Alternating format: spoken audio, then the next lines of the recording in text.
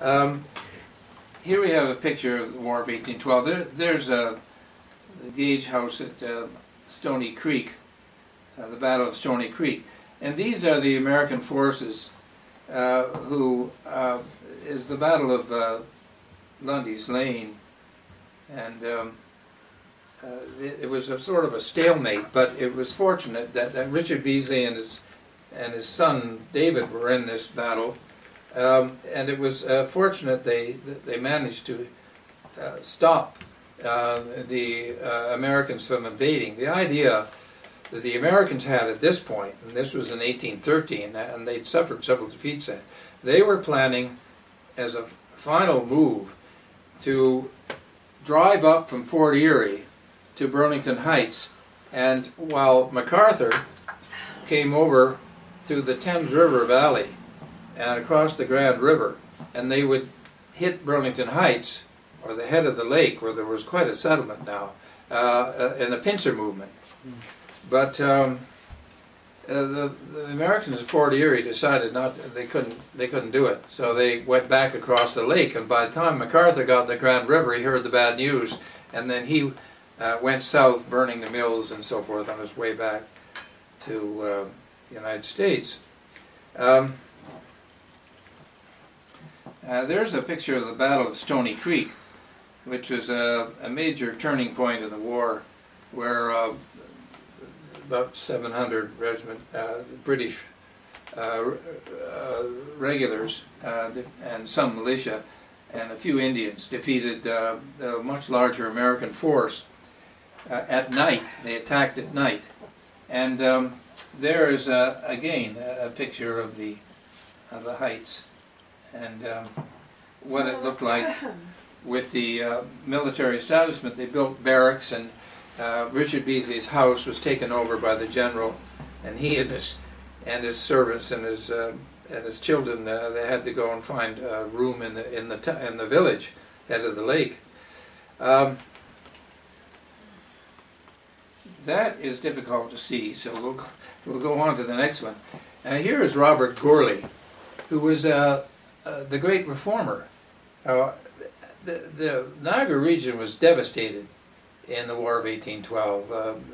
The town of Newark was burnt, St. David's was burnt, the mills, everything was destroyed. MacArthur had destroyed a lot in the western part of the province.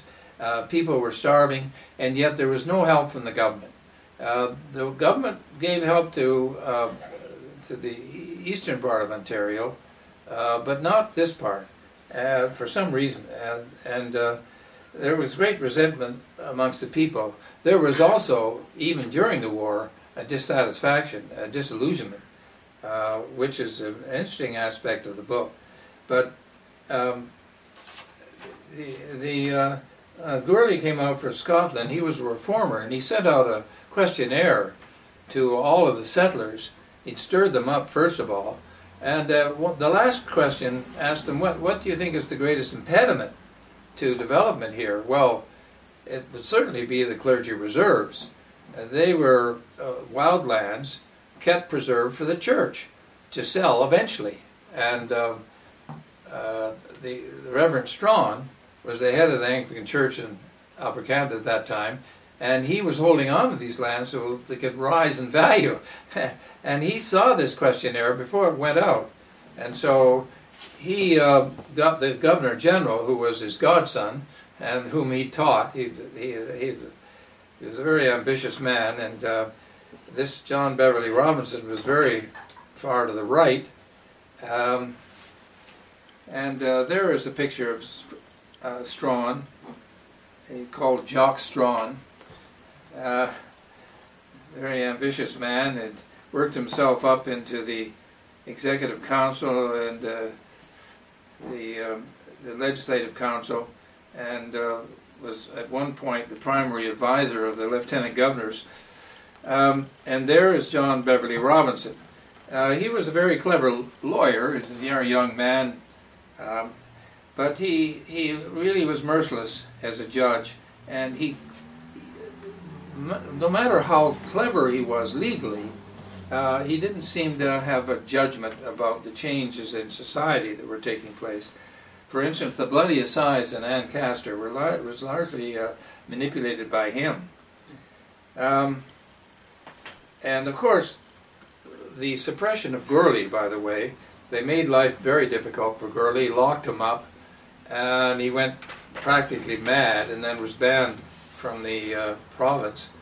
And they went after Richard Beasley. They had a military trial where he wasn't allowed to bring witnesses, and his enemies were on the judging him, especially William Claus, and he couldn't speak in his own defense, so naturally he was convicted of all sorts of things.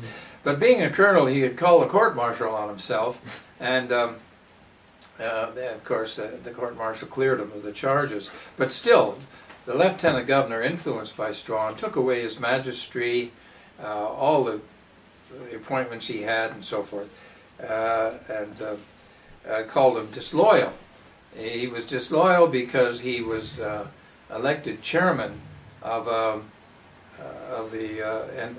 inquiry that was held in York from representatives all over the province, inquiry into what was going on in the province. And they had written a petition which the governor, the lieutenant governor, thought was sort of undermining the legitimate government of the province. Now we skipped a little bit here now. Richard has these wild lands he couldn't sell. He was trying to sell them because he had to mortgage them. And some years later, the people he mortgaged them to in Montreal went bankrupt. And he had a difficult time getting rid of them because at that time Strawn was forced to sell the clergy reserves. And he put them at the same price, but they gave people 10 years to pay. And Richard needed the money up front, so he lost all his lands. And his house was lot 18 on Burlington Heights, and he wanted to stay there. And the man who came to see him about it on behalf of the bankrupt firm in Montreal was John Solomon Cartwright on the left there. He was the son of his cousin, Richard Cartwright, with whom he had been very close when he was a youth. And Richard Cartwright had really developed Kingston and so forth. He was quite a prominent character. So he thought he could trust him. Well, John Cartwright said, yes, you can keep lot 18. I'm afraid you'll have to give up all the others, though. And by the way, those lands were worth about 2 or 3 times what they were when they were mortgaged, so Richard lost a lot.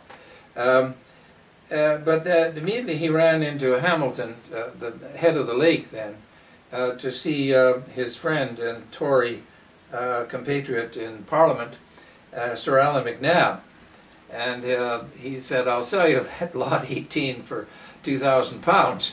And finally, that's how the land came into MacNab's way. And MacNab built his house, his castle, Dundurn Castle, on top of Richard Beasley's home.